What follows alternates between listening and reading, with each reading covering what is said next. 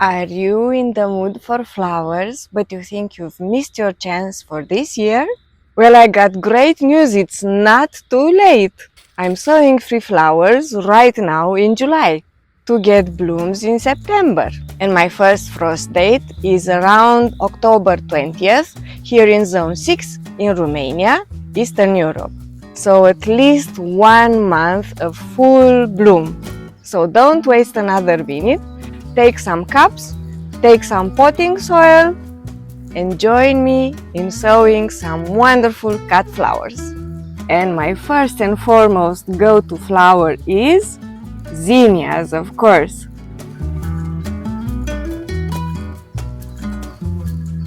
Sow the zinnias right now and they will bloom in 50 days because it's very hot outside. And I know this and I can vouch for this because I keep a gardening journal, a very professional gardening journal. This is it.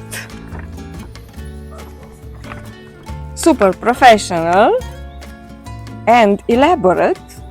And in this gardening journal, I wrote down last year for each flower variety that I had when I sowed it, when I planted it, and when I had my first bloom.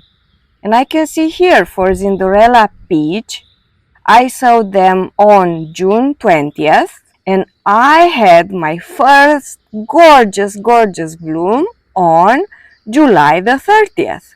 So 1 month and 10 days. That's 40 days for you. This is how quickly she went from seed to bloom for me last year. And of course, I want to do it again this year.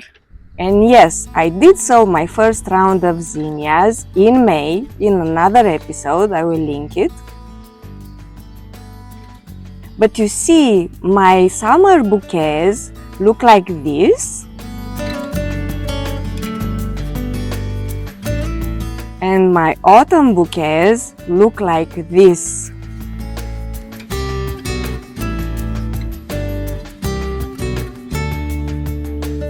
Zinnia is considered the perfect cut flower for many reasons. First, that it is very easy to grow, very resilient in the garden. Then, because it's a cut and come again flower, and the more you cut from it, the more blooms you get back.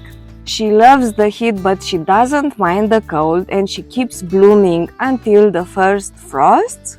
And for me in the vase, she lasts for 7 to 8 days. And speaking of autumn color, I've got here a few specialty zinnias that I'm dying to sow.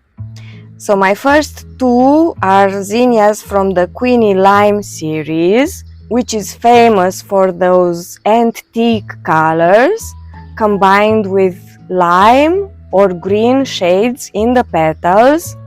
They are so different from the vivid colors that we're used to in our normal zinnias. And for my autumn collection, I went with Queen Lime Orange and Queenie Red Lime. Queenie Red Lime was the first of the series.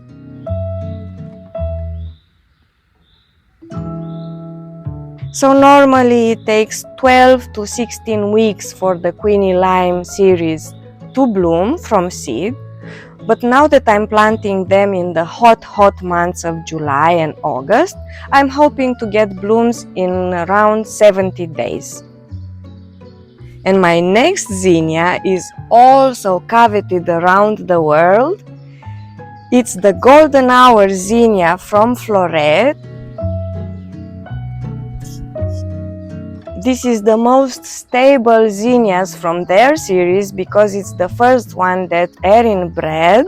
And as the name says, all the flowers are in the golden hues of the sunset. And I never seen Floret zinnias live, so I'm super anxious to sow them.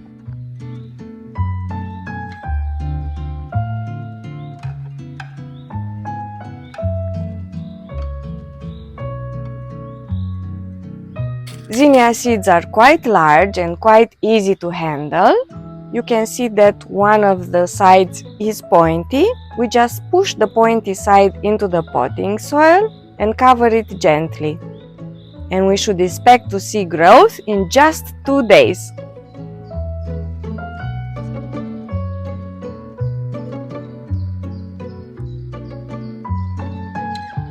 Hi, I'm Michaela and I garden in Zone 6 in Romania, Eastern Europe.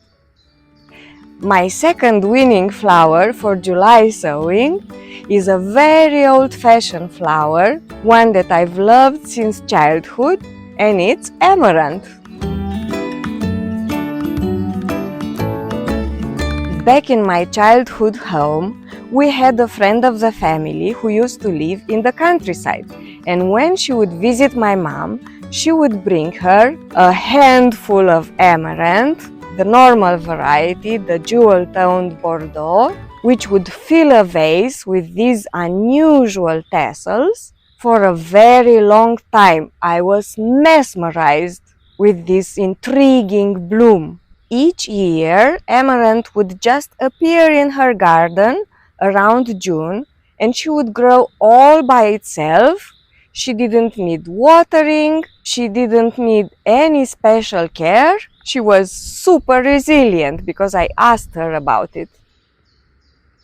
So if you let amaranth self-seed in the garden, they are super quick to rebloom next year from seed, and you literally just have to plant it once.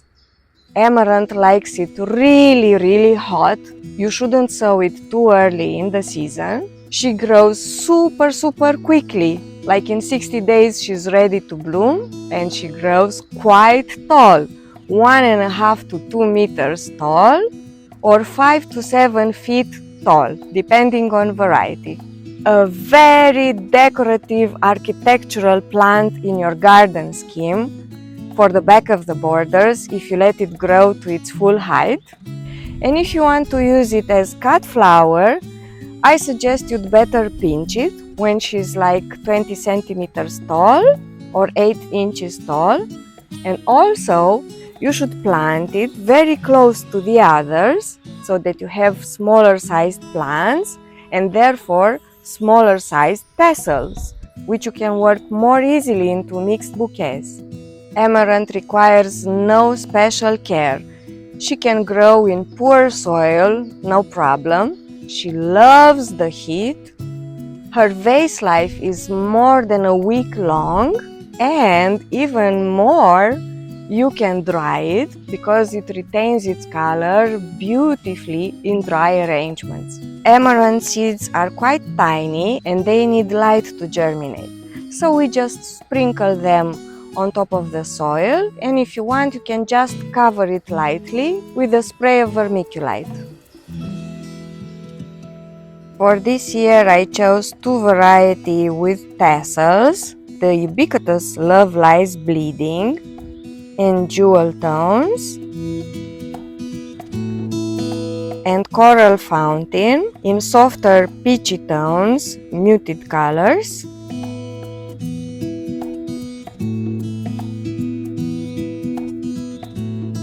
And also I'm growing 2 plume varieties. Hot Biscuits, a genius color for autumn arrangements. It really goes with everything.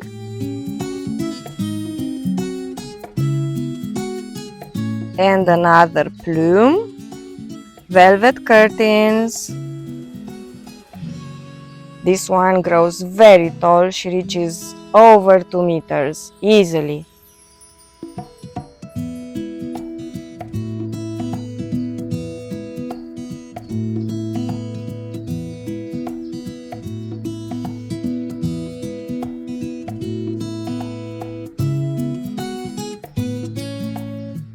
And for my third cut flower to sow in July, I'm cheating a little bit, but just a tiny little bit.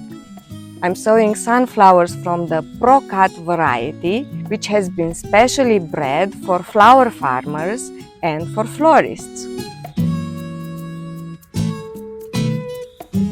The flower farmers love it because she grows very uniform. She blooms in 60 days, regardless of the weather conditions and the light conditions, and she has very large blooms. On the downside, one plant produces one flower, it does not branch. And the florists adore it as well because she's pollenless. She has no pollen, so there's no risk of staining the furniture or the tablecloths. But no worries, I grew plenty of normal gardening mix of sunflowers and they bloomed for me in 2.5 months. I'm taking out the gardening journal again. Yes, 2.5 months for the normal one. And for the pink sunflower, Astra Rose, I sowed it on June 24th and she bloomed on September 12th. So 2.5 months as well. The only variety I must caution you is the teddy bear variety, the double sunflowers. For me, she took 4 months and more to bloom. The sunflower seeds are quite big and quite easy to handle. They need dark to germinate. We must bury them 1 or 2 centimeters or half an inch to 1 inch into the potting soil, and you should see some growth in 5 to 7 days.